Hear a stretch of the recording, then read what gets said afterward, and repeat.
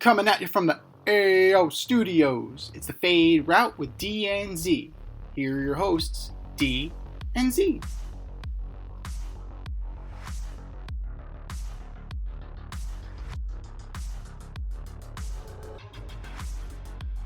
Powered by Riverside FM. Coming at you live from Orlando, Florida. It's the Fade Route with D and Z. I am D, and we've got a great show for you this morning. The Dodgers take home the World Series. The Yankees look to see what's going to happen tomorrow, and Wembanyama gets a 5-by-5 game, whatever that means. But we'll begin today's show with the World Series. It's over. The Dodgers won Game 5 in Yankee Stadium 7-6 and take the World Series 4-1. The Yankees were winning 5-0 early in the game, but had a dreadful fifth inning, which saw errors by Judge and Volpe. Garrett Cole also failed to cover first base on a ground ball hit to first base, which made the inning continue. So, Z, which of those errors or mishaps led to the Yankees' demise in Game 5? Well, first and foremost, we're on the road. Well, some of us are on the road. The AO Studios still live and in effect in New York, representing in Florida. Now we're going in 2 states. But congratulations to the Dodgers. They seriously took care of business. They handily took care of the Yankees in 5. And the Dodgers did what the Dodgers do, right? We saw in the Mets series. They make you make mistakes. They wear you out. They spread you thin, and then they pounce. The one saving grace is that the Yankees didn't get double digits 4 times. So there was that. So they had a little bit more left in the bullpen tank than the Mets did. But let's talk about that fifth inning. Forget the game. Like, the 5th inning is a microcosm of the Yankee season. You have Garrett Cole cruising, doing a no-hitter up until that point. From no-hitter to completely falling apart in the span of 17 minutes. Everything looks fine. Judge maybe losing the lights, clank. Those things happen. Volpe, make a better throw. He actually gets Kike Hernandez at third base. So there was definitely an opportunity there. Was it a bad decision? Yeah, you're probably better off just eating it. Because you don't have a shot at first base. You have to make a perfect throw to get the runner at third. And he did not. He yanked it. And then the biggest one for me, easily, Judge opened the door, but Garrett Cole is the one who kicked it open all the way. Yeah. It's a ground ball to first base. It's a cue shot, so you see it spinning. Like, you see that Rizzo is charging at one angle, has to reach in another direction to get the ball. He's already off balance. Couple that with the fact that Mookie Betts is running. It's not like Freeman on one leg is running. Mookie Betts is running, so he's fast. For Garrett Cole to start buffering and forget to cover first base or telling Rizzo to take it himself, that's inexcusable. That's absolutely inexcusable. You are, without a doubt, the leader of this pitching staff. You are, without a doubt, the ace of the staff. And for you to have a brain fart of that magnitude on the biggest stage of the season for your team, that's pretty bad. And to see these supporters on X and social media blaming Rizzo. Charge the ball. Tell me you've never played first base without telling me you've never played first base. You don't understand how spin works, apparently. He charges the ball, it scoots by him. And where's Glaber? Glaber is in his own world. Because I guarantee you he's not covering. He's not backing up. Because he wasn't. Right. He wasn't moving. Right. Glaber didn't move. So, Judges started the party, but Cole brought the keg. Yeah. Cole absolutely brought the keg. Yeah, I mean, I think I think Rizzo had all intensive purposes of getting the ball and bringing it to first, but at one point, like you said, the spin changed and he had to stop and reach backward. And at that point, he was never going to make it to first. But you're taught as a pitcher that when it's hit to first base, to cover the base, go over, run over, over. You always say that. And he took for granted what Rizzo has been doing all season. And he was probably tired. I'll give Garrett Cole that. He probably was a little tired. He was probably a little frustrated too. But, dude, you've got to carry it all the way through. And that ultimately, kind of ended his night, right? The Judge play, as bad as Judge is in the postseason, I wasn't really too upset about that. You could see he took his eyes off the ball when you really looked in on it. And listen, it's not easy playing center field. So when it gets lost in the lights, it gets lost in the lights. He took his eyes off the ball. That's why the ball fell. But that was one runner getting on first. That to me wasn't. It was a bad play. I mean, they're out of it, but I'm not mad at him about it. Volpe, I thought Volpe's play was a good play, actually. I thought that was the right play to make. I mean, he had, like you said, a good throw has him. He rushed it a bit, I think, and he had to. But I don't, and I know Volpe won the Gold Glove last year, and he's obviously their shortstop for forever, but I don't actually love him as a shortstop. I think he has awful range. I don't think he's a very good shortstop. I don't think he's a very good fielder. Because I think any average Joe shortstop could have made that play, and he didn't. That play I think is a little worse than the Judge play. But yeah, like you said, Garrett Cole brought the keg. I mean, that really just ended it. That was it right there. And you can't do that with the Dodgers, man. We saw how many times do we have to see it with the Dodgers? You can't do it. You can't do it against the Dodgers. You can't do it in the World Series. Like there's a whole myriad of things, right? Yeah. And it's just, just to talk about this Yankees team a little bit more. I mean, when you look at it as a whole, I'm surprised they got by with like Chisholm playing third, because even his third base, like, yeah, when the ball was hit to him, he definitely made the play to first, and he's not a third baseman. Like, he doesn't know the coverages, right? He doesn't know what he's supposed to do when the ball's hit to right field. He doesn't know what he's supposed to do when the ball's hit on the infield. Like, he doesn't know how far off the base he's supposed to go and things like that. Like, it was a Band-Aid over a shit situation, right? Like, Yeah. it wasn't sustainable.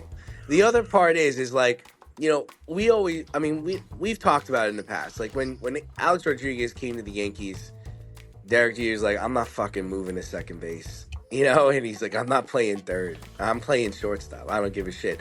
And I gave him a lot of shit for that, because A-Rod was the best shortstop in the league.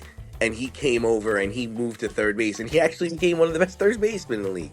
But here you have Juan Soto, who's probably the best, player on their team.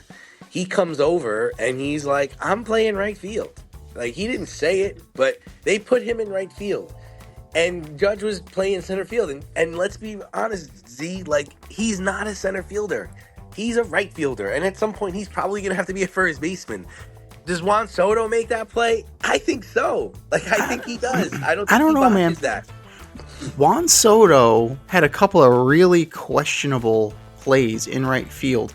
Like the Tommy Kahnle Ohtani changeup in the first game. Juan Soto probably could have reached out and caught that ball. He was a little conservative. And there were a couple of other instances where it was just either a bad throw or kind of clanking the ball around. Juan Soto, you see a lot of warts in Juan Soto. He's a great player. He's a great player, but he's also not perfect. He's not a perfect player. Yeah, I agree. He did have some bad throws, but I mean, in my opinion, I enjoyed playing. I thought center field was an easier position to play than right field. I thought right field was a little harder, especially when a left-handed hitter came up. But I'm just saying, like, listen, the team made it to the World Series. The team had, the best record in the American League. I mean, they were served up a platter of easy opponents in the playoffs, which that's not their fault. They beat who was in front of them. But ultimately, they went up against a team, right, that was built for the moment. Like, this team, they have a higher payroll. They had better players. They had better positional players. They had better hitters. They had everything that they needed to win the World Series, and they did. And that kind of just brings us over to you know the Dodgers. The Dodgers won this year with their B team. Otani, Glasnow, Kershaw, and Goslin, they were all hurt this year. Hernandez is likely leaving on free agency, but Soto is available. So will the Dodgers be back is the question. In my opinion, it's way too early to discuss whether or not the Dodgers and Yankees will be back. I mean, we have players filing for free agency. We still have players with options that need to be decided. Like Sean Manaea has his contract option on Monday. He may or may not become a free agent. You're looking at, a guy like Blake Snell. We'll talk about him later. He opted out of his deal. Garrett Cole has an opt-out on his deal. Get out of here. I did not know He does. that. But the Yankees can void his opt-out if they guarantee him a 2029 contract. I think it's like $36 million. So if they add $36 million to the contract, they void his opt-out. But it is there. But you're looking, you're flooding the market with guys right now. Freeman, he had a rough year, battling injuries and personal issues. I understand Freddie Freeman is a gamer, and he's an MVP of the World Series, and he's a stud player. But I wouldn't blame him if he decided to walk away for a while. So Okay. who's to say? You throw a blank check at Pete Alonso or Christian Walker, you're still good. You let Kike Hernandez go, you probably get Kike Hernandez back because he's proven that wherever he goes, he always ends up back with the Dodgers. Some guys are just built for certain teams, and Kike Hernandez, I think he learned from the Boston situation that he is better served being in Dodger blue. The Dodgers, they're gonna. We already know it. They're going to go after Juan Soto because this is their model. This is who they are as people. They're going to have to replace Teoscar Hernandez. Yep. Unless Teoscar decides to stay. And he played unlikely. Right. He played well enough that he's going to go get paid. He earned a contract. Now, whether that's in Queens, if he goes back to Toronto, if he goes to the Yankees because they have to replace Alex Verdugo, Atlanta, you have options. If you're Teoscar Hernandez, the world is your oyster. You can go to fucking Houston if you wanted to. Yep, absolutely. So, you replace Teoscar Hernandez with Juan Soto. You now have a starting outfield of Betts, Soto, and and take your pick. They got by. They got by with Chris Taylor played center field for a while this year. So Dave Roberts can come out of retirement and be a player manager. And I think they would be fine in that instance. But the Dodgers are dead set on outspending the market. Flaherty's a free agent. He was inconsistent. I think that they might let him go. Yeah, definitely let him go. Buehler. Now, you and I are at odds on Buehler. I know that you're very high on Walker Buehler. I am more cautious because of his injury history, his recent injury history. He looked great against the Yankees in the ninth inning. He looked great against the Yankees in his start. Yeah, but he was 1-6 on the year, and he did miss a bunch of time. So yeah, he was pretty awful. No, he's pretty awful actually. And I like the Walker Buehler that we saw in the World Series. That's the guy that's I remember. But I agree. 2 Tommy John surgeries, and it took him really all year to figure it out. And you just wonder if he comes back, if he's still going to have that drive, because obviously it's going to take a lot to keep him going. Completely. Yeah, go ahead. Then you have Blake Treinen, the stud in your bullpen. He's 37. He's a free agent too. Kiermaier and Hudson already retired. So, you don't have to worry about them. Then you have Joe Kelly. Joe Kelly you can probably let walk. Joe Kelly didn't even play. So, I think you got to re-up Treinen at least on a 1-year deal. Kike's probably going to stay. If Teoscar Hernandez is also 6 years older than Juan Soto. So, I don't know. He's not going to get the years. He's not going to get the money he's probably looking for. At 32, he's probably looking at a 6-year deal maybe.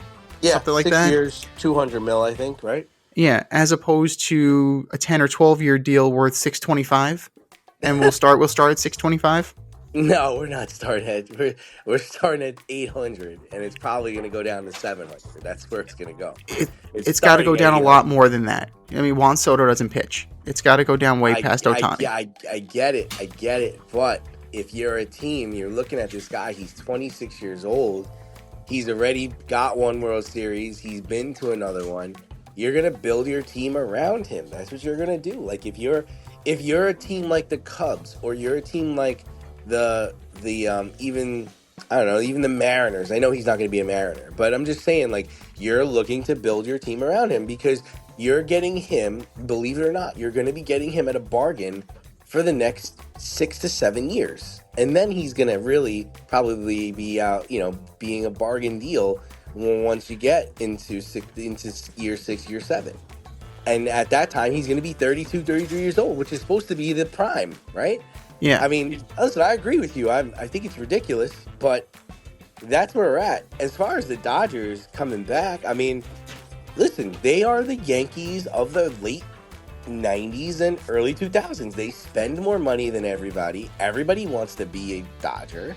This is the par for the course for the next, I don't know, X amount of years. They have the money. They have the funds. It's a given. They're gonna be there. They're gonna be there. There's no way they're not in the National League Championship Series.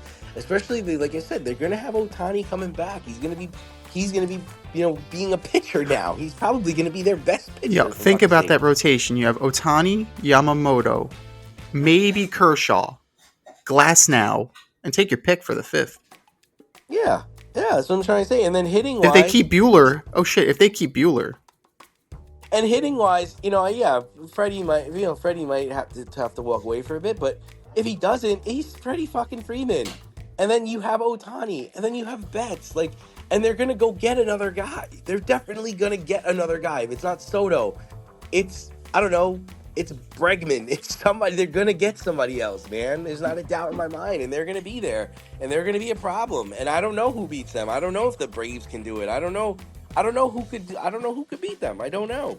But I don't, well, all I know is that they're gonna be there. They're gonna be a problem, and that's just the facts, man. That's just the it facts. is. But let's talk about the Yankees real quick. We talked about all the Dodgers, and really not that many free agents, right? They have.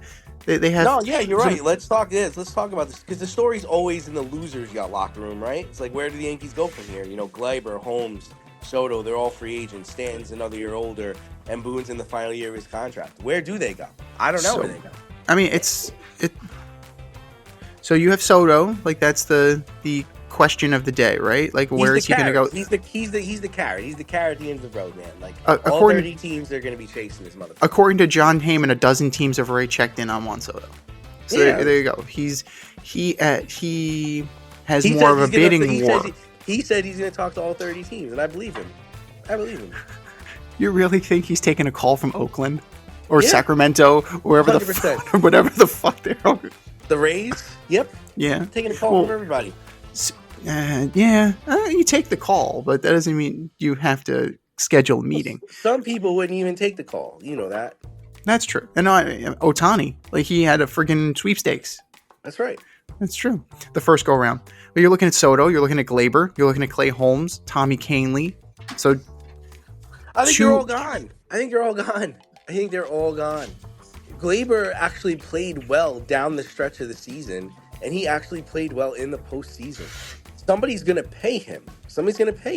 Because they're going to pay him based on that. They're going to say, okay, he does have the ability. If we can get him to buy in, we can get a strong second baseman. I guarantee he played that well where he's going to get an offer. But then again, you also need to live with the head up your ass play that is indicative of Gleyber Torres. Like, go back to game 1. Juan Soto with that at bat by Otani. Juan Soto kind of clanked it around a little bit. Then he didn't throw a line drive in. He threw a short hop in, and Gleyber just let it bounce off him, and it gave Otani the extra base. Like, that's the kind of stuff you live with when you deal with Gleyber Torres. Right, exactly. They're all going to believe that they can fix him, change him, and make him better. But the bottom line is the guy can hit when his mind is right, right? And you and I are at different odds of this as well. Like, I think the Yankees need to cut a blank check and keep Soto. Like, he was a huge difference maker for them. I think that if I don't disagree with you. I agree with you, but I just don't think they're going to do it. I just don't think they're going to do it because they have a new philosophy over on 161st Street, River Avenue. They don't want to pay the luxury tax, and they don't want to pay guys. They don't want to pay multiple guys. Like this, that's just their philosophy. I agree with you. I don't know where this team is without him, but they have a lot of other issues, right? Like Chisholm can't play third base but if next Glaber season. goes, they can move him to second. So they actually set themselves up nicely for this year. And he's a pretty good second baseman. And even if they wanted to move Judge out of center field, Chisholm played center field for the Marlins. So it was actually kind of a coup that they were able to get him. They just couldn't get Glaber to buy into moving to third base, I think. And you kind of had to live with that. And Chisholm wasn't bad. Like, Chisholm wasn't like a butcher. He was a guy learning on the job, in my opinion. But I think that they'll be set up the middle with Volpe and Chisholm for a while. The question becomes third base. Now, you think Alex Bregman, Nolan Arenado's available. Do you trade for Nolan Arenado instead of investing big money in Alex Bregman is the question. Yes, you do. If that's available, you jump on Nolan Arenado. Then they become a much, much more formidable team. They do, absolutely. And, they desperately need a guy that has good fundamental skill. Because, fundamentals are something that the Yankees clearly lack.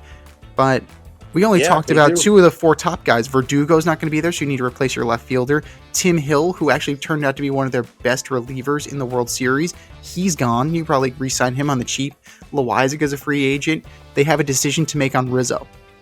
Do you bring Anthony Rizzo back? And if you don't bring Anthony Rizzo back, who's your first baseman moving forward?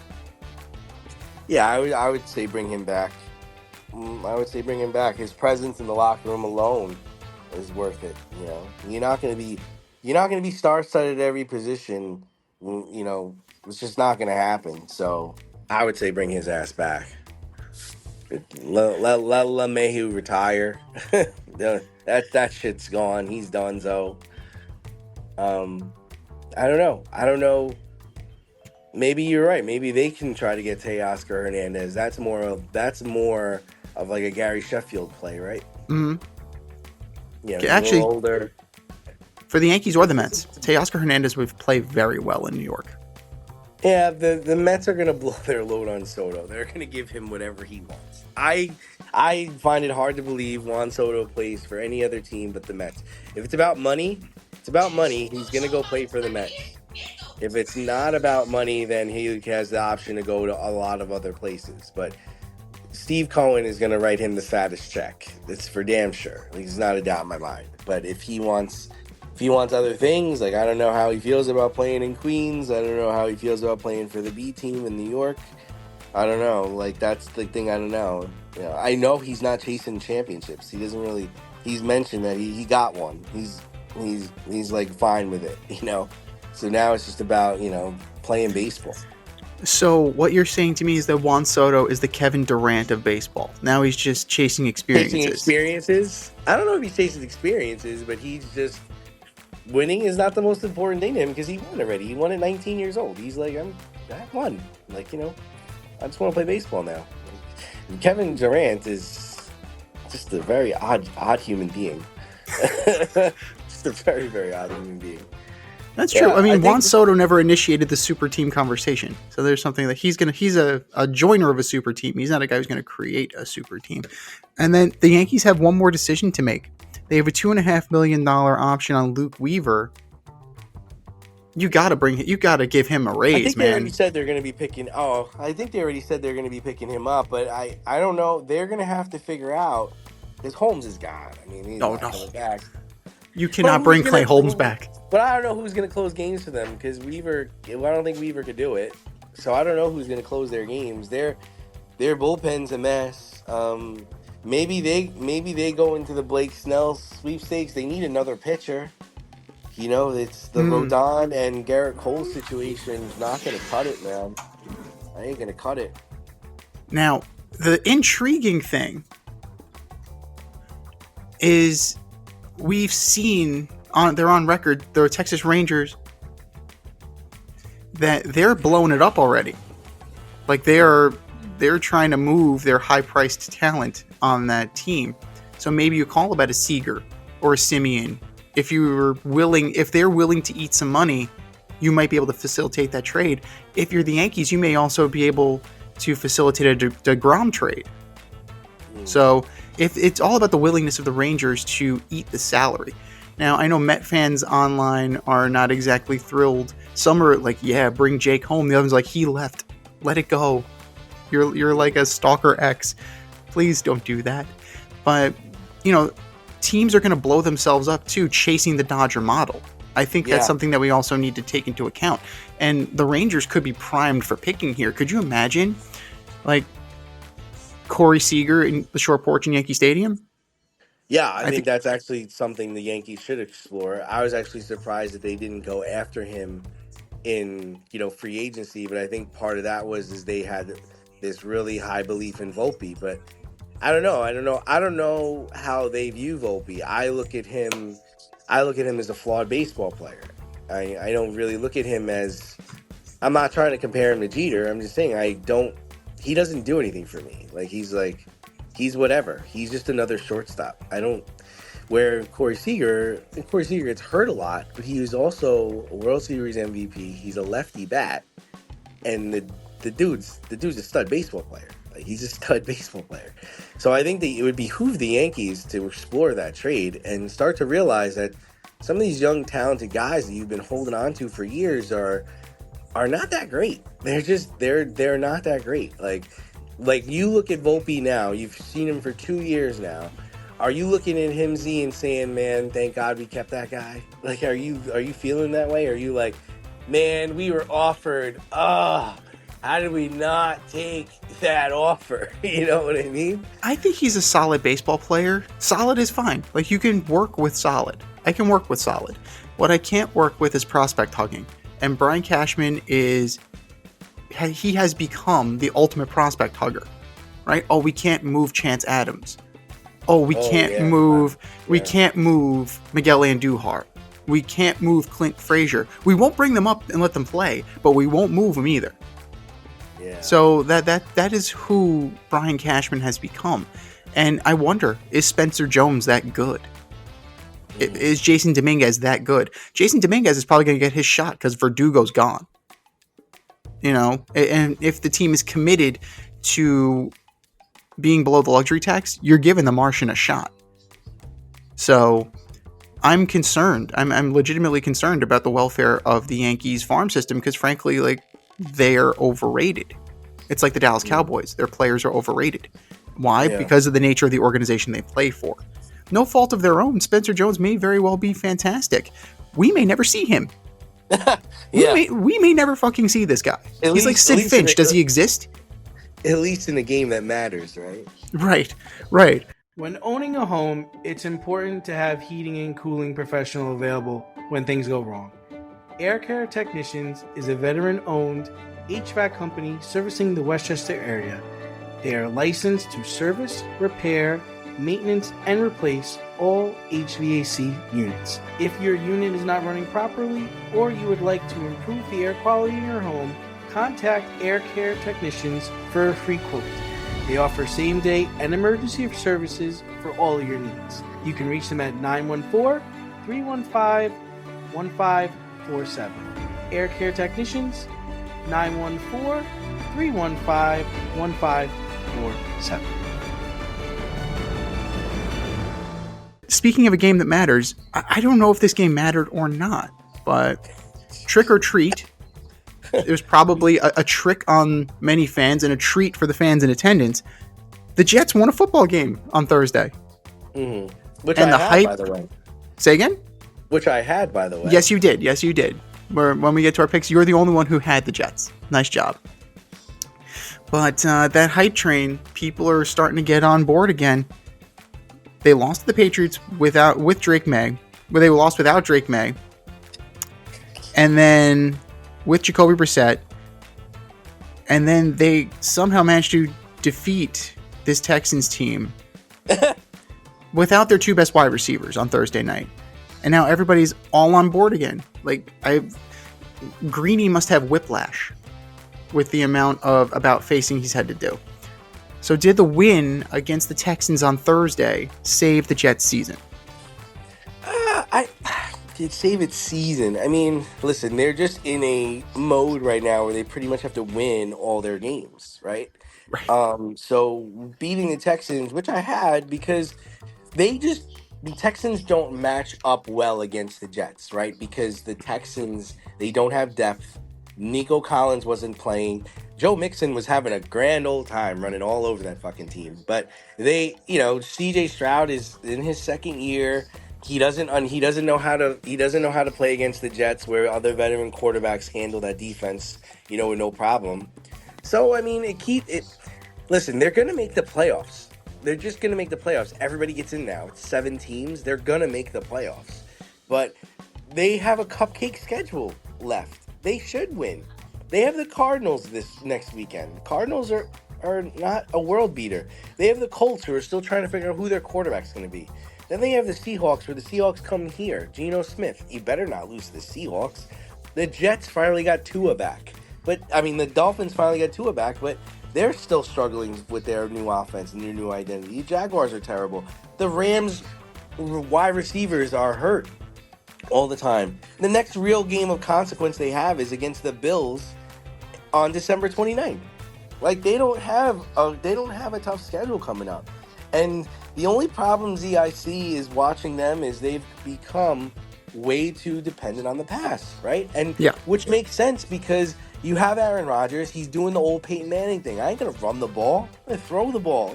I got guys I can throw to all over this field, And I think what also helped the Jets is Lazard is hurt. Lazard can't play, so we don't have to try to get Lazard the ball. And that changes everything, right? That really opens up everything for everybody else. Garrett Wilson made that Odell Beckham catch. Yeah, Actually, it was in play for a touchdown. So that and one, they won the game. They did. There's something to be said for that. It wasn't called out of bounds because it actually counted. But the problem with the Jets is that the expectations were so high and self-imposed, right? And then the media and their fans kind of like latched onto it and puffed their chest out. This team has won nothing. This team has done nothing. The team is very up and down, right? Because you go to Foxborough and you lose a game where you knock their quarterback out, right? Right. Then you play home against the Texans team on a Thursday night that's coming in wounded, like they're hurt, they're beat up, and you still have yet to score more than 25 points a game. Every team in the NFL has scored more than 25 points in a game except for the New York Jets. Even the Giants, and they stink. Yeah. And I have a feeling that this game in Arizona next weekend is going to be a shootout. I think both teams are going to score a lot of points. And they might come out of that the winner. They might come out of that the loser. And the other thing is if you watch the Jets offense, when Devontae Adams is on the field, other defenses are treating him as the number one. Even if he's lined up in the slot, they're treating him as he's the number one, which is allowing Garrett Wilson to kind of do everything he wants. Now, what are they going to... Is anybody going to change that up? I don't know. Because, to me, we're holding them under 25 points by letting Adams be the one receiver. So it's right where we're right in striking distance. And they... they're an undisciplined team, and they have an old quarterback, and it's going to start getting colder soon. So... it gives hope to the hopeless. That's what adding more playoff teams does. That's what adding more games does. It gives hope to a hopeless. A seller becomes a buyer, right? The same thing happened this year with the Mets, right? And they actually made it to the National League Championship Series. So it was well done for them. And that's why I'm telling you that the Jets are going to make the playoffs. They're in play. They're going to be in it for the rest of the season. So this is where they are. They're 10th in the league right now. They're 10th in the AFC. They're going to have to jump the Bengals, who are suddenly playing better. They seem to be figuring it out. The Colts, they made the move to Joe Flacco. I think that is the move to make. Right? Mr. Richardson can, refresh himself on the sideline. Yes, it's a ridiculously low amount of snaps to bench your future quarterback, but hey, you know what? Maybe this should be his redshirt year anyway. Maybe he needs to Right. learn how to be an NFL quarterback, and you could learn under worse guys than Joe Flacco.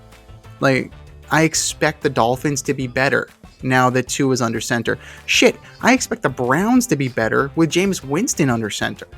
Like, I expect them to be better. Great. They look great. Yeah.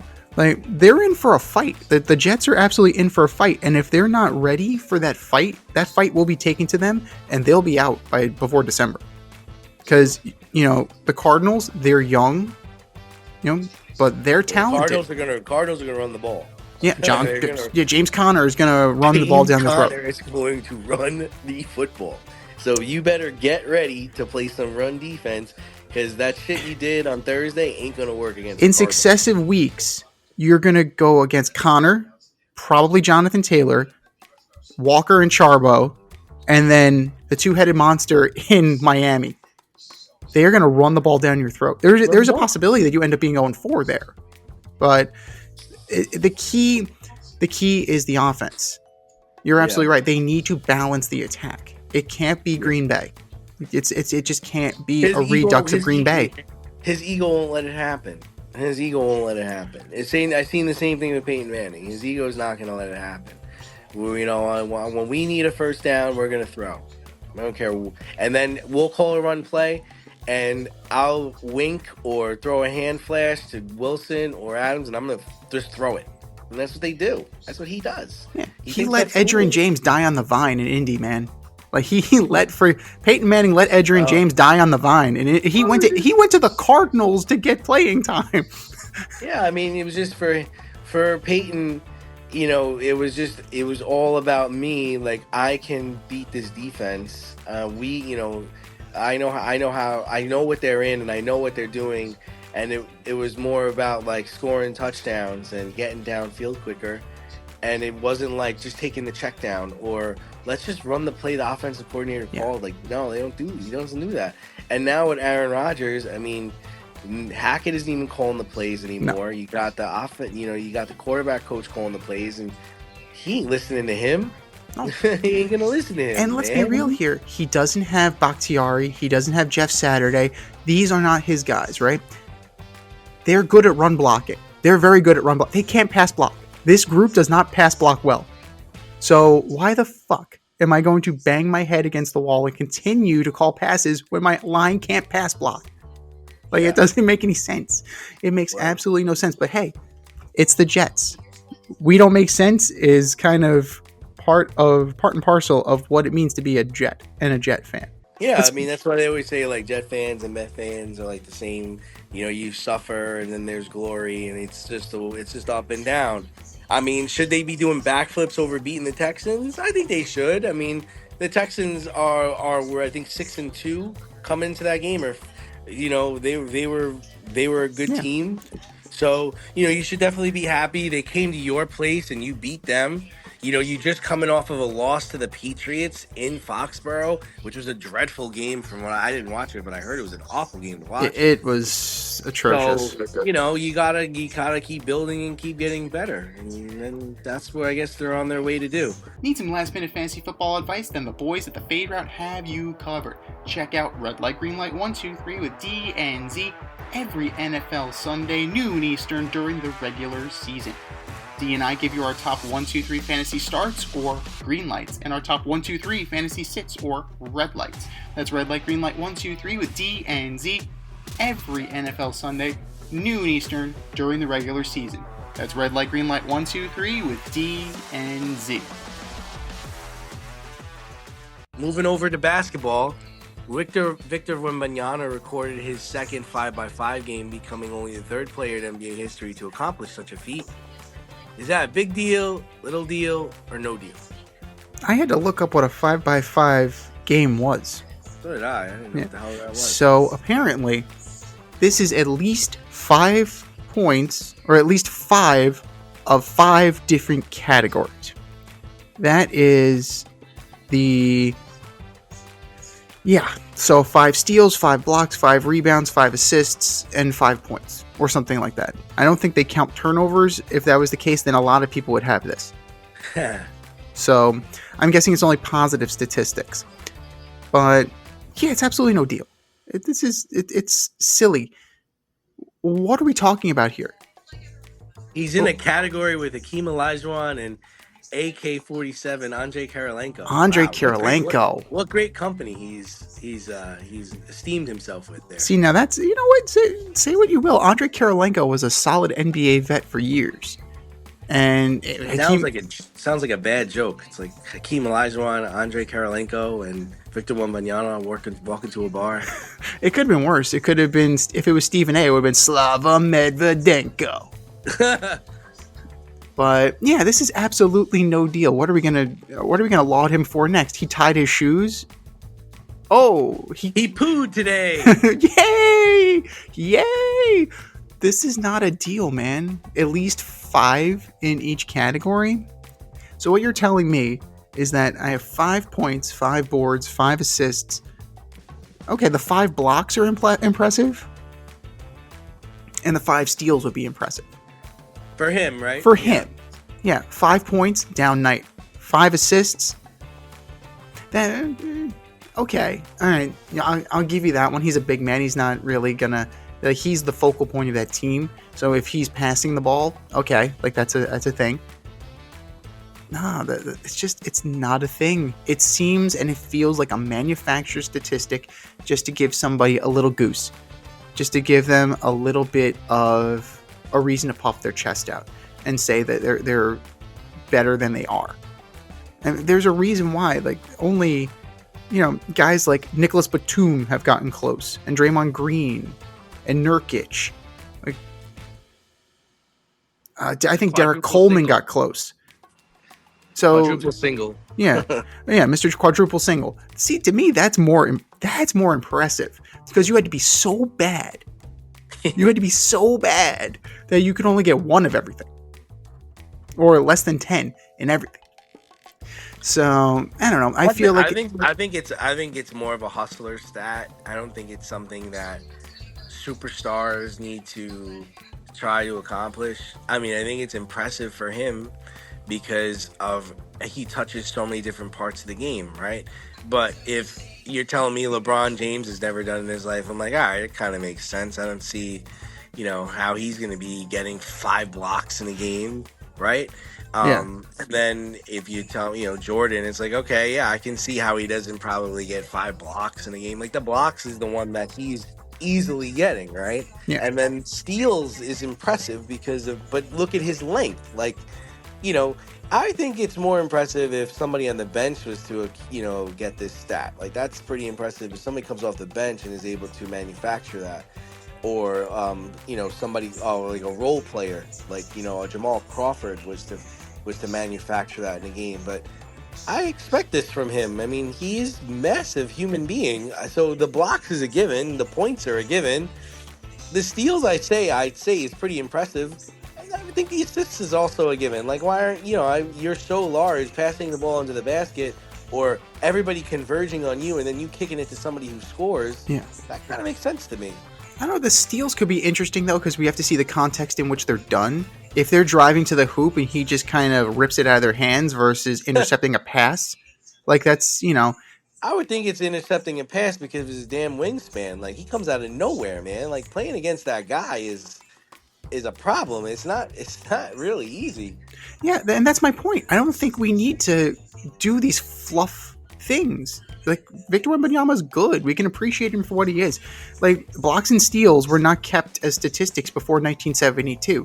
If they apply blocks and statistics, if everybody went back and watched the film, which you could not do, like, how many other guys would have had 5x5 games?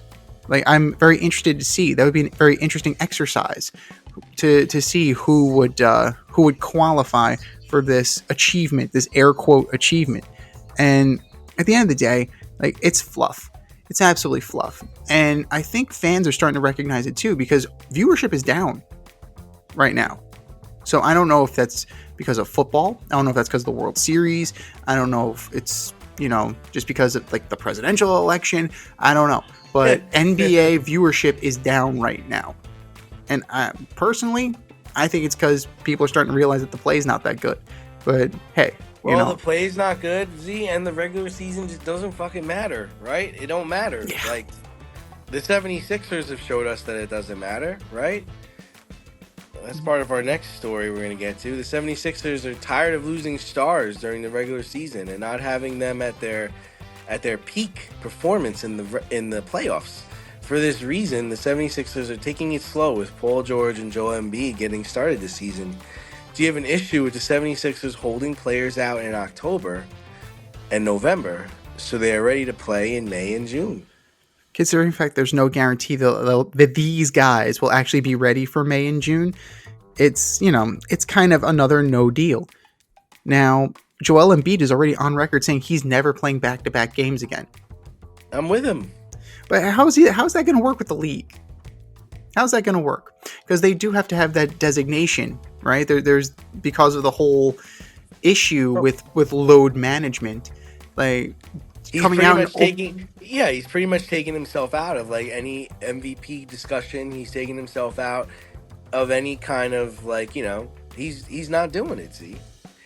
The thing is like you have messed up, right? You've messed up because you've devalued your regular season. yes, And for the 76ers, what we know is that 8 teams get in, right? But all the way up until the 10 seed gets to play in a play-in tournament now. So imagine that if I have a fresh Joel Embiid and I have a fresh Paul George to play as an 8 seed, right? Good luck. Good luck. Like, you know what I mean? Because now I can jump as high as the 6, and I'm gonna get in the playoffs. And that season is almost as long as the regular season, man. Like, so yeah, I'm with him. And the thing is like you had all these people in Philadelphia who paid all this money for the home opener, and they weren't able to see Paul George play. They weren't able to see Joel Embiid play, and they were pissed off. And they should be. But this is the model that the league has built. I wouldn't pay to go to a regular season game, would you? I certainly wouldn't. Like, I'm not paying to go to a regular season game because it doesn't matter. It doesn't matter. I'd rather save my money and go to a playoff game because then there's more of a chance that I'm going to see something that matters. I'm going to see stars play. But if you're asking me in November to buy tickets for a game in March, no idea what that team's going to look like in March. I have no idea who's going to be playing in March. I'm out. You know what I mean? Mm-hmm. No, you're absolutely right. My concern, and I get what they're trying to do in order to preserve for a later run. What you're doing right now is you're giving the keys to Tyrese Maxey. Like, this is your car, this is your team, drive it. Yeah, pretty much. Yeah. Now, what happens when you introduce Joel Embiid and Paul George into the mix of a team that's confident and comfortable playing in the system where Tyrese Maxey's the guy? Now it becomes Aaron Rodgers. Fuck you, it's my team. Nah, dude, this is my team. You sat out for 3 months. See, like, you're creating conflict there. I don't know if he's that kind of guy. Chris Paul's that kind of guy. But I don't know if Maxey's that kind of guy. I think a lot of the players on that team have bought into what they're trying to accomplish. I think there was a very serious meeting held where it's like, guys, like, we cannot be losing to the Knicks in the playoffs, man. Like, we cannot be losing, to B and C level teams. Like, we need to get to the championship. And how are we going to get to the championship? Like, Boston was healthy. They got through, and again, we've talked about it. They played teams that were hurt. They played a Knicks team that was hurt. The 76ers were hurt. Like, I totally understand it. The NBA has put themselves in this position, and this stupid in-season tournament and this play-in tournament at the end of the season doesn't help anything. It doesn't help the situation. It doesn't help it. You know what you want to do? If you want to have this play-in tournament and you want to have this tip-off tournament, then go to 53 games or 41 games or 67 games and then put those things in. But to have 82 games and then have these tournaments and then have 8 teams get in, but then have the play in from seeds 7 through 10, dude, It's you know they're not built to be able to handle that. And when you think about your product, right? Think about a Victor Wembanyama. Like, look how big he is. You're gonna tell me that when he's in his 10th season, you're gonna want him playing all these games? Come on, it's not gonna happen. It's not gonna happen. He's a big dude. You're gonna lose him. No, completely. I mean, with the amount of basketball that these guys are going to play, because they all, for the most part, like a lot of them go to international duty as well. Like when Wembanyama's going to play for France in the Olympics, Team USA is always an issue. You're playing more games, whether it's a FIBA World Cup, whether it's the Olympics, whether it's just some random ass friendly. Yeah, You're playing basketball. You're playing a lot more minutes than just what you're logging in the NBA. And there's the practicing, and then there's the back-to-backs. There's the travel. Yeah. And because now, if I'm not mistaken, in the NBA, you play every team, I believe. Like, so your West Coast teams are playing all the teams on the East Coast too. Like, I think at it's not least even. once. Yeah, it's not even like you're just staying on the West Coast and keeping it simple. Like, you know what I mean? Like, Yeah. the travel it wears on people. So they're never going to do it, but they really should just they should reduce the amount of games they have, and that's going to maximize the level of play for all of your players, because now I have to play, you know. And I wouldn't, I think what you could do is you can keep your play-in tournament. Because that'll give other teams a chance to get in, but reduce the number of games, and it's just going to force people to play more. I'm intrigued by what you said, though. Like, kind of an inverse of interleague play. And just make all the conference games, make your season an entirety of conference games. Yeah. I think that's very interesting. I think that's a wonderful idea, actually. That way, like, you really are going to see a fresh matchup in the finals. Like, because the Celtics and the Lakers, for example, will have not played each other all year. So it's right. Like, it puts a fresh coat of paint on things. And I think that if you're going to make it an interconference kind of thing, yeah, use the tournament for that. Like, you have to have a West Coast team versus an East Coast team. Something like that. You know, an Eastern Conference team versus a Western Conference team. Wouldn't that make that so much more exciting? Like, now it's like I got fresh players. They're playing a team they haven't played all season. And it's now we're mixing it up. Now we'll mix it up in the playoffs instead of saying, okay, there's an Eastern Conference and a Western Conference. You can have your play-in tournament decide, you know, what side of the ball the teams are going to play on. You know, it makes it. You got to mix it up. Like this, but adding games. No, that's not going to do it. It's not going to do it. It's not going to do it. No, it's not going to do it at all. And all you're going to do is you're going to make guys like Joel Embiid and Paul George prioritize their health over basketball games, and they're going to actually play less. So your product is going to be, the star value is going to be devalued even more. Yeah. So, you know, these are conversations that Adam Silver needs to have, and these are conversations that actually a lot of sports need to have. Listen, I told this story a long time ago, when back, I think it was when the Warriors, they won the championship with Kevin Durant. The following season, against the Cavaliers. The following season, they played against the Cavaliers. I think it was Martin Luther King Jr. weekend. I drove from New York to Cleveland to watch the game, and every single player played. Durant, Clay, LeBron, Dwayne Wade was even on that team. Before his shitty statue. Right. I would never, ever do that again. Ever. Because I don't know who's going to play. So I could be driving 6 to 7 hours to see the B team play. And that would make me so enraged. I drove through snow, through cold. It was brutal. And I would never, ever do that again, because I don't know who's going to be there when I show up. Yeah. That's the nature of the business right now, and it's something that they need to get a handle on. They're having difficulties legislating it. So they're going to have to go to the drawing board and figure it out. Major League Baseball is kind of having that issue too. Like, certain players, like, they're down again. So are you going to see him? Like Mike Trout. Like, I would never go to an Angels game. I tried once. I I was hear the traffic is awful. well, I happened to go. It was the last game of spring training. It was Dodgers Angels in Dodger Stadium. It was like February break. It was like right before they broke camp. I'm like, oh, cool. I'm going to get tickets. I'm going to go see Mike Trout. This is going to be fucking awesome. Mike Trout did not play. Because, yeah, it's like, this is going to be great. I mean, I saw Dodger Stadium. It's a beautiful place. I got to eat a Dodger dog. Vastly overrated. And but, survived.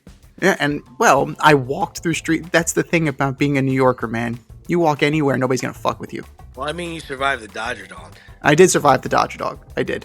Fenway Frank and Dodger dog. Nope. No, thank you. No, thank you. But the NBA, they got to go back to the drawing board.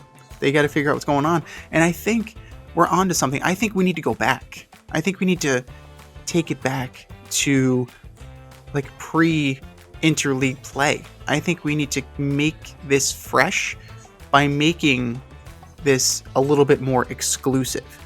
Yeah, I'm not going to see the Phoenix Suns if I'm the Knicks. I'm not going to see Kevin Durant. I'm not going to see these guys. But hey, if they make the playoffs and we make the playoffs, shit, there's a possibility that I can see them in the finals. Like, that is exciting now. Like, rather than some just random ass ho-hum game that they may not play. If they sit out, if a basketball player who's not injured sits out a finals game, that's going to be a freaking problem. Like, that's going to be like, oh, nope, too bad, load management. Like, no, that might be the straw that breaks the camel's back. But right now, it's definitely a problem. And the only sport I can guarantee you that they're going to play when you show up is the NHL.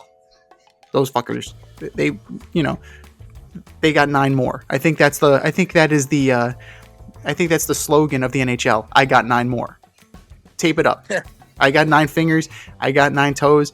I'm good. I got 1 eye. Let's play. I almost got my throat slit by a skate. Stitch it up, coach. Let's go. So, the best bang for your buck, the NHL. The other leagues need to get to where the NHL is, in my opinion.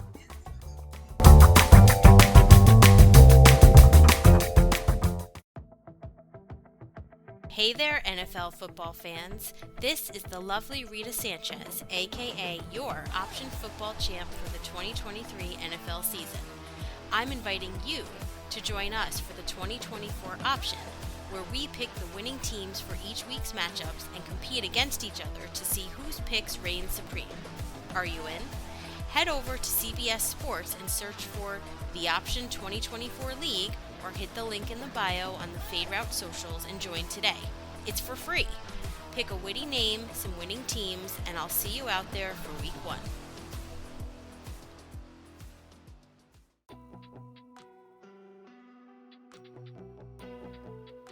Fair or foul? Judging the more messed up stories of the week.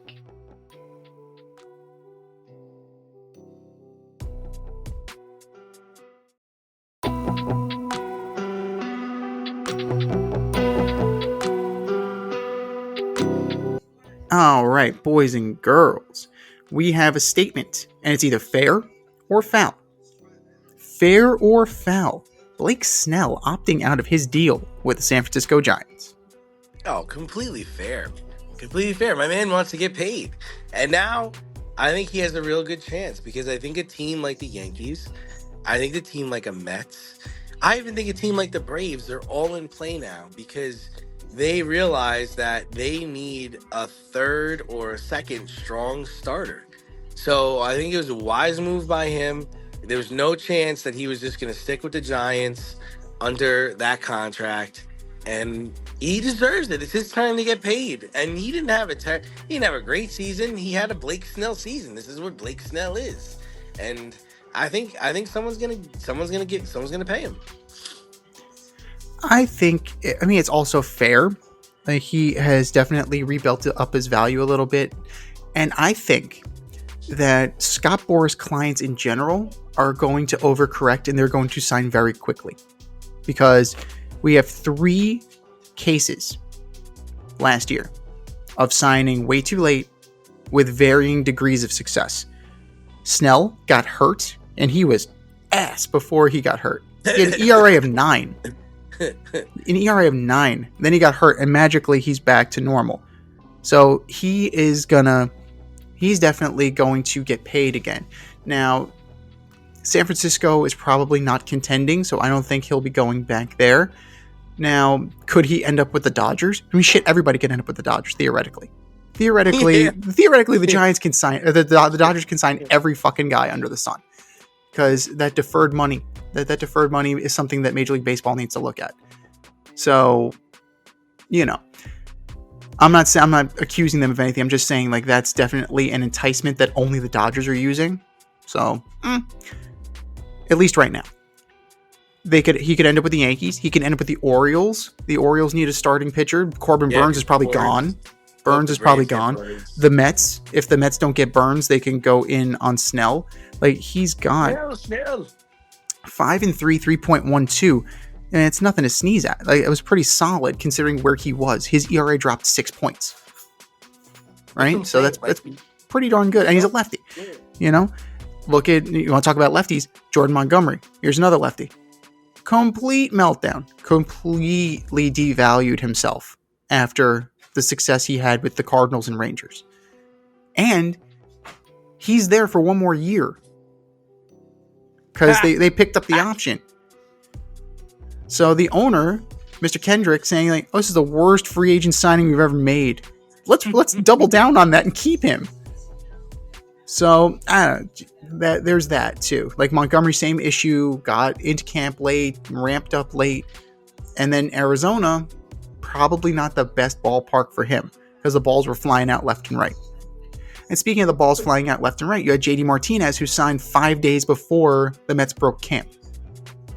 How are you supposed to be ready? Like, there's in shape and then there's baseball shape. None of these guys were in baseball shape.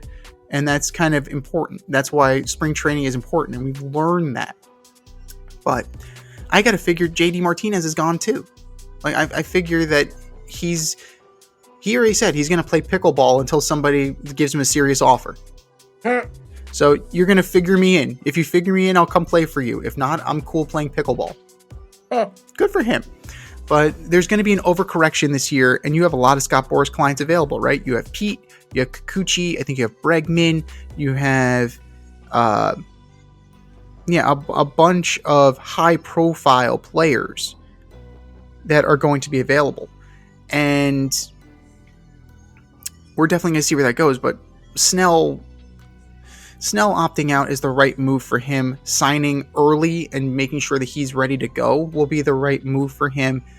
And it's just a question of, as with everybody, years and dollars. Because you pay for mediocrity for the most part, and then you have 2 really good seasons, and then he convinces you that he's a great pitcher. You're kind of hovering around 500, and then boom, 21-5. Then you're hovering around 500 again, and then boom, 14-9. You're AJ Burnett, dude. AJ Burnett got paid. AJ Burnett did get paid, but that's who he was. He was the guy that you knew. He won the World Series, didn't he? He did. He won 2009 World Series with the Yankees. Like, you knew what you were getting with AJ Burnett. You were getting one good year, and then hang on for dear life. If he markets himself as this generation's AJ Burnett, he'll get paid. Blake Snell will absolutely get paid. So it's absolutely fair of him, and there's going to be plenty of teams in bidding for his services. But at this point, first blush, where do you think he ends up? I'm going to go with Baltimore. Solid pick. Because they lost Burns, so they're going to look to replace him. Yeah, I think Burns ends up with the Mets. I think it's a no doubt about her that he's a Milwaukee guy going to David Stearns. Like, he's going back home in a way. I think he's from the Pacific Northwest. I could see him going to Seattle. I could see Jerry Dipoto throwing down buku bucks, because this is what Jerry Dipoto does. He signs players that don't necessarily fit in with the organization. We have a lot of really great young starting pitchers. Let me bring in Blake Snell. Let's do that. So, in all seriousness, though, it's the Dodgers. It's the Dodgers. Like the dude's gonna get paid. If you want to get paid, there you go. That may very well be the consolation prize if they do get outbid for Juan Soto. But yeah, Blake Snell definitely gonna try out that Dodger blue next year. One more fair or foul for you. Fair Talk to or me. foul, Colts benching Richardson for Flacco. Fair or foul? Oh, absolutely fair. Absolutely fair. Anthony Richardson. He was 2 for 15 at one point. No, absolutely, dude. At some point, Anthony Richardson will be a good quarterback. He's not there yet. How many games did he play last year? 4, I'm pretty sure, before he got hurt. And then Minshew took over. Come out. I'm tired. I'm fucking exhausted. You're tired because you're not getting any reps, dude. You're getting. It's the third quarter. We're playing a divisional team. I don't care, man. I'm fucking shot. Coach, I need a fucking nap. I need a nap and a 5-hour energy. Like, give me some of that. But he's one of the big guys that are on. He's on weed. You know, maybe he's smoking a little too much. Maybe that's another. You know, nobody's talking about that. But he's one of the guys that's a big proponent of the weed. And you know what? That might be slowing him down. I don't know. I really don't know, because it's not. It's certainly not a performance enhancing drug. It's definitely. It's for. I mean, when Josh Gordon, like, he's the primary example, right? Like, he's the guy that everybody talks about. It was for pain. Like, he was using it as an analgesic for pain, as a pain med, not necessarily, for recreational purposes. So maybe there's something going on there. Now, he did have surgery last year. He had, I think, a broken collarbone, if I remember correctly, and he had surgery. And now who's to say that he's still not kind of feeling that a little bit? But the kid's got the arm talent. He's got the size. He's got everything you're looking for, right? Jim Irsay was like, this guy's fucking Cam Newton. This is my Cam Newton, and I'm not gonna miss the opportunity to take him. He's only played 6 games in his career. Only 6. So he will get another shot. It's not like Bryce Young, who's only out there because Andy Dalton has a broken thumb. So, yeah. So he got hurt in a car accident. So, is what it is. But, like, that, they're going nowhere fast. The Colts have playoff aspirations. They're in it right now. They're in the thick of it. So you go with the guy. You go with Joe Flacco. He's been there. He's done that. He did it last year. Mr. Comeback Player of the Year. That's him. That's who Joe Flacco is at this point. So give Richardson some time. Let him get his reps in. Eventually he's going to have to play. Clearly he's not there right now, whether it's mentally or it's physically. But in this moment, he is not ready. So you go to the guy who is ready. Yeah, I thought it was fair too. I mean, like 2 for 15, and you're just missing guys, man. You're missing reads. You're missing guys. You're not in shape. And just let the pro do it. Flacco's a thrower, man. He can throw. And he understands the offense. And he's not going to win a Super Bowl for you, but you're going to compete. And with Richardson, you're just not competing. No.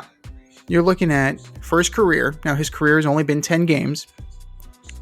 You're doing 109 completions for 200 out of 217 attempts, 50%, 50.2%, 7 touchdowns, 8 picks.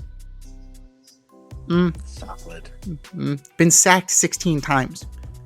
So there's still a work in progress with the Colts. Now, if they're trying to get him to be a pocket passer, then it ain't working.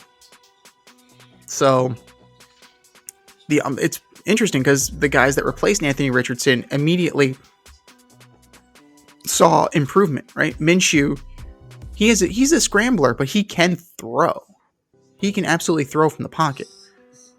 His problem is that he's on shit teams a lot. He's like Ryan Fitzpatrick. And then you have Flacco. There's no doubt about Joe Flacco can throw the ball. Like, Joe Flacco's got a cannon. Even at 82 years old, we can wheel him out in his rascal and say, Joe, throw it. And he'll probably be able to sling it. That's what Joe Flacco does. So it may just be that it's the offense isn't right. It's not really suited for him.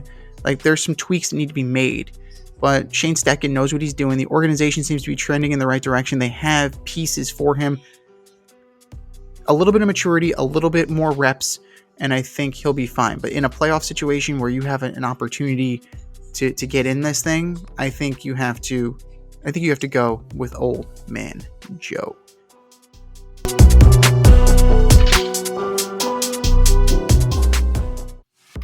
Step outside of your safe area and make a statement without saying much with FCK Clout Lifestyle Apparel. Embrace the colorful chaos and stay emotionally regulated in their graphic tees, hoodies, snapbacks, accessories, and more. Go to fckclout.com today and check out current season and past season merchandise for men and women. Get it while you can. That's fckclout.com. Check them out today. fckclout.com.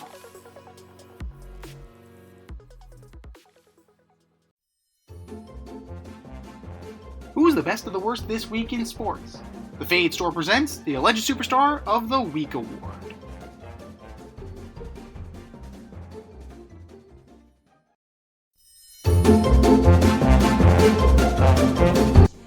Alright, boys and girls, you know what time it is. It's time for the Alleged Superstar of the Week. You know how it goes. We put up a poll on our X account at FadeRouteDNZ and our Instagram poll at FadeRoutePodcast, and you vote. And you vote, and you vote, and you vote. And the winner of said vote gets a shout out on this here show and takes home the coveted ass trophy. And do you know who took home the coveted ass trophy last week? I don't. Neither do I. Give me 1 second. Looking. So we are very, very active on our X account at FadeRouteDNZ. And you should follow us because it's good stuff, people. It's really good stuff. Good thing this isn't live. Ain't nothing like it. Aha. I found it. Aaron Rodgers. Oh, Aaron. Throwing your coach and team under the bus. Stubbornly thinking it was Green Bay from 4 years ago. Bringing in your boy Devontae Adams, and he's not really paying dividends until this week. And even then, still really not paying that many dividends yet. Announcing the trade from your house with your boy there. It's just bad look, dude. It's a completely bad look all the way around. But, that's on par. I think he's a 3-time winner at this point. So congratulations, Aaron. But that was last week. This is this week. Who are your nominees for Alleged Superstar of the Week, D? All right, so first up, I've got quarterback Anthony Richardson from the Indianapolis Colts. In the third quarter against the Houston Texans, you told your coach you were tired after going 10 for 32 with a touchdown and an interception. Guy, you gotta fight through that. You've gotta toughen it out. Everyone's counting on you here. So Anthony Richardson, you are my Alleged Superstar of the Week. Number 2, I've got Garrett Cole. Get over, dude. Get over. When you're a pitcher and you're taught in Little League, when the balls hit the first base, you gotta cover the base. Regardless of Anthony Rizzo's got it or not, you still gotta make the effort to get over there. So I'm going to say, Garrett Cole, you are my Alleged Superstar of the Week. And last but not least, I'm going with the offensive line for the Houston Texans. Playing against the Jets on Thursday night, you gave up 8 sacks. Good Lord, man. You had C.J. Stroud running for his life. Houston Texans offensive line, you are my Alleged Superstar of the Week. What do you got, Z? I mean, you can't really argue with any of those. You really can't at all. I'm going to start with the Miami Heat. And here's why. The Miami Heat unveiled a statue of Dwayne Wade, and there's inherently nothing wrong with that.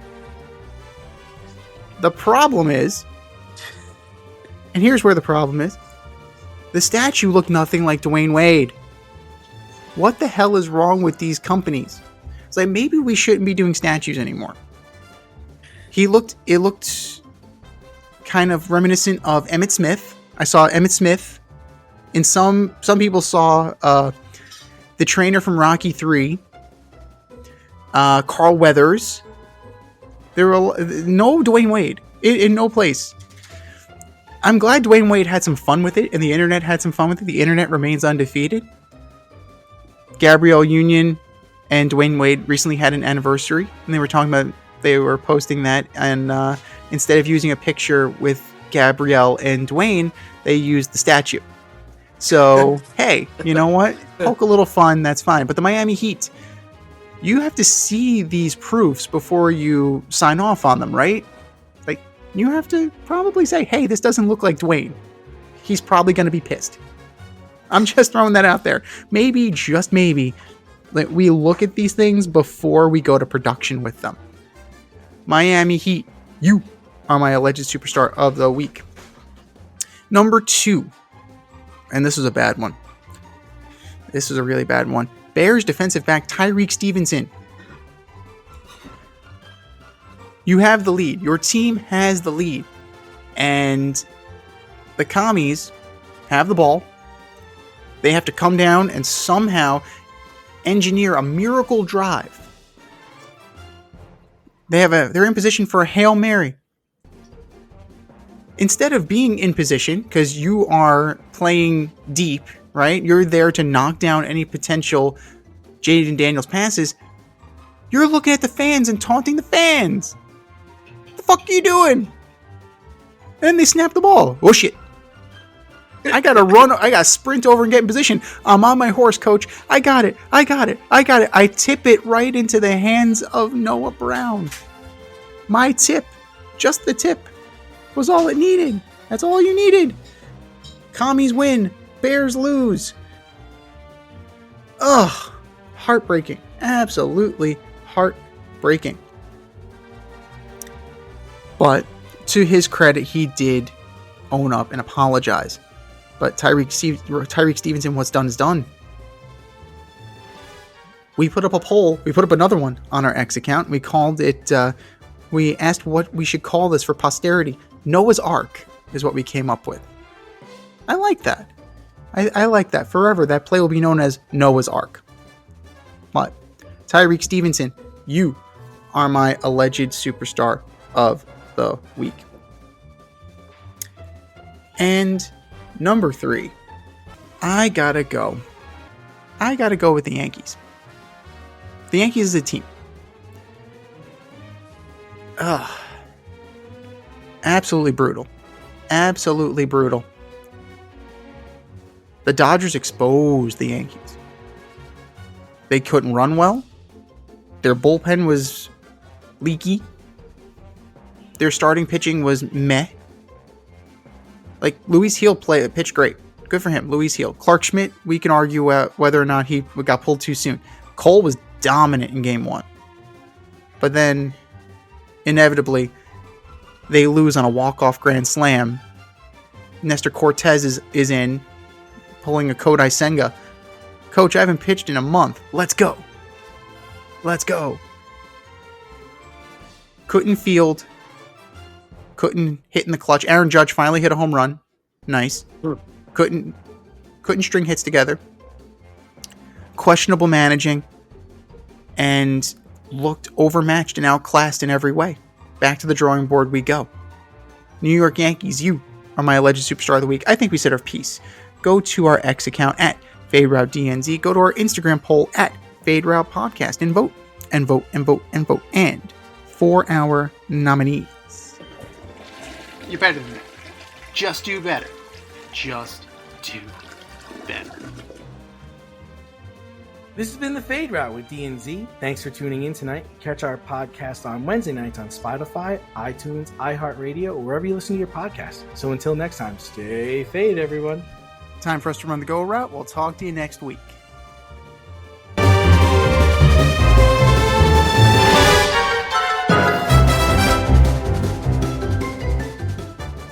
Thanks for listening to this episode of our podcast. If you liked what you heard and you want to hear more, be sure to like and subscribe on your favorite podcast platform. Leave us a review, rate us 5 stars, turn on subscription notifications, and share on social media. Tell your friends and spread the word.